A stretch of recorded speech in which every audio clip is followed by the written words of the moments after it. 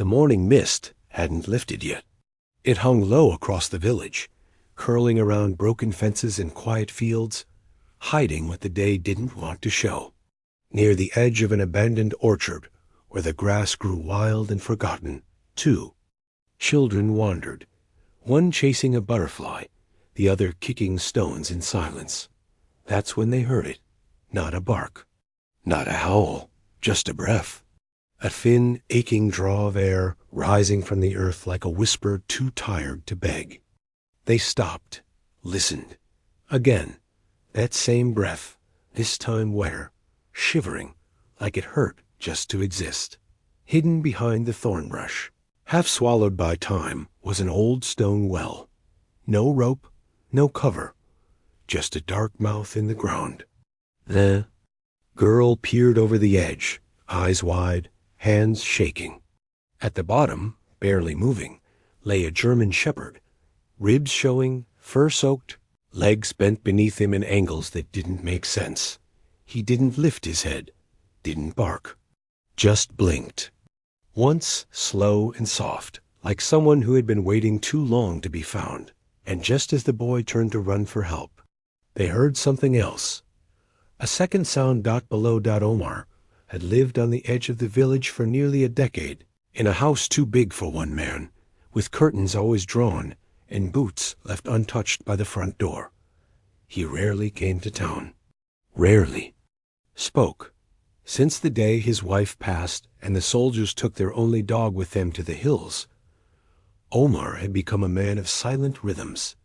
Wake, water the earth, fix what no longer broke, then sleep again. He wasn't cruel, just distant. The kind of distant that comes from having once believed in soft things. And losing all of them. That morning, he was tightening a hinge on the garden gate when the knock came. Not hard, not urgent, just repeated. Like small fists too nervous to stop, he opened the door to find the children. Ayaan and his sister Layla, breathless and pale, clothes damp with dew and scratched from the orchard brush. They didn't wait for greetings. "There's a dog," Ayaan said. "In the well," Layla pointed. "He's alive, but he's not moving." Omar stared at them for a second too long, then grabbed his jacket. The orchard hadn't been visited in years. The path was overgrown, thorns grabbing its sleeves, the air thick with a silence that pressed against the ears. But the children led. True, when they reached the clearing, Omar felt it before he saw it, that drop in air, that stillness that only ever meant suffering. He stepped forward and looked over the edge. What he saw made him go completely still.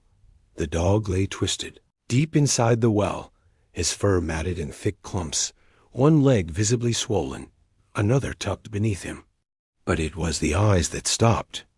Omar, not pleading, not wild, but tired in a way that mirrored his own, not broken, just waiting for someone who might never come.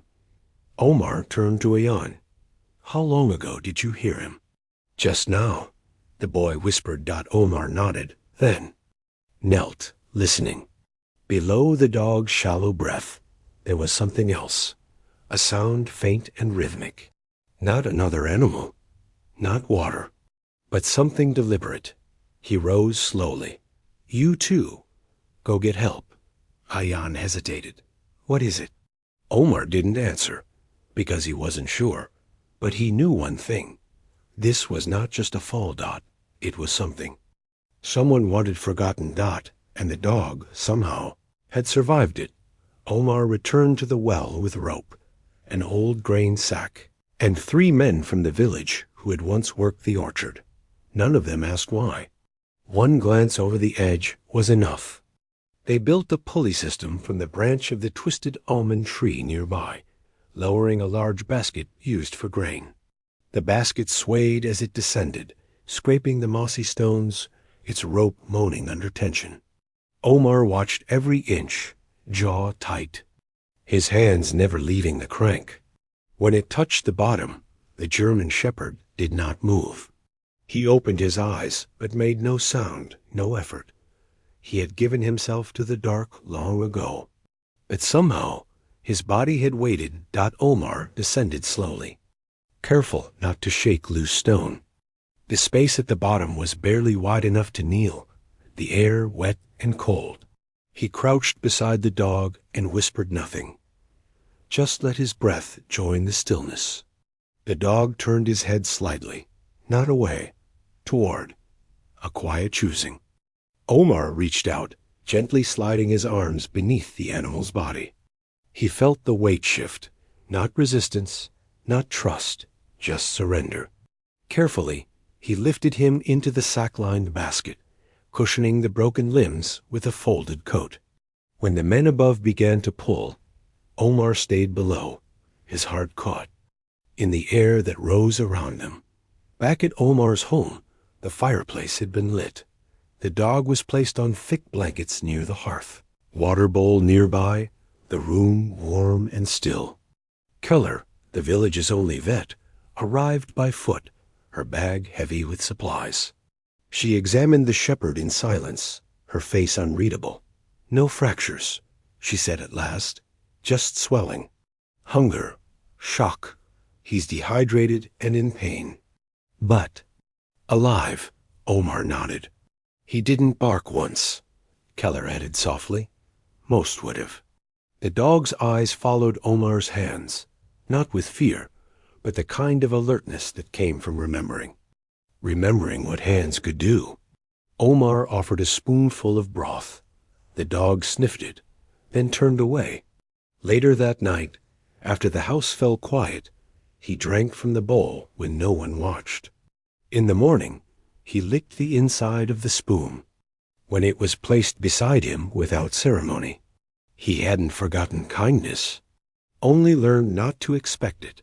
The children returned with bread and figs, placing them near the door before stepping back. Layla whispered, "He's beautiful." Omar didn't respond. He was watching the shepherd as he shifted, just barely, toward the light of the fire. Not to leave, just to feel the warmth. That evening, Omar spoke aloud as he boiled lentils. "I once had a dog," he said. "Big like you, loyal. They took him to the mountains during the war. He never came back." The dog blinked slowly. Omar knelt, not close, just near enough. "If you want to leave, I won't stop you.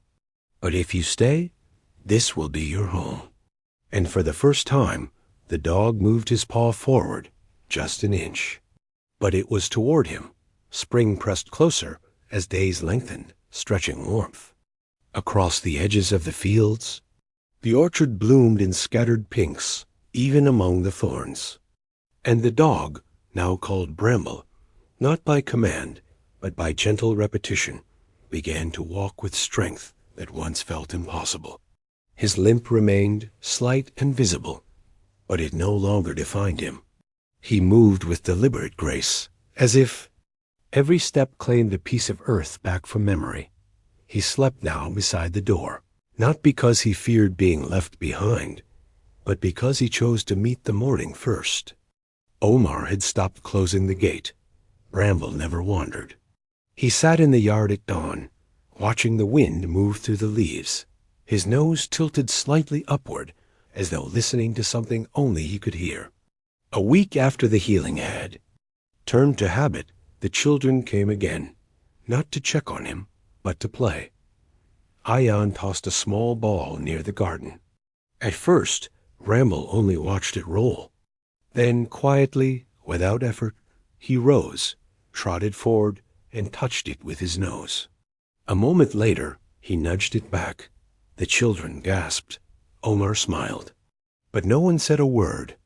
That evening, Omar walked the orchard path with Bramble close beside him. The well stood quiet now, no longer a place of pain, just an old shape in the earth. Bramble paused near its edge, sniffed the stones once, then turned away without looking down. Some things do not need remembering. Only surviving Dot at the edge of the orchard, near the last line of trees, Omar had placed a post. A small wooden marker, carved without flourish, bearing no name. Only a date. The day Bramble came back. He didn't tell the villagers about it, didn't write it in any book. But each time Bramble passed it, his tail moved just a little faster, and Omar, walking beside him, felt his chest loosen in a way it hadn't in years. That night, Bramble climbed onto the edge of the old woven couch for the first time. He didn't ask permission, didn't wait. He curled at Omar's feet, his. Breath steady, his eyes half closed. Omar didn't move him, just reached down, rested his hand gently on the space between Bramble's shoulders, and stayed there, Dot. And when the wind rose outside the window, whispering low across the orchard grass, both man and dog remained still. Together Dot finally home.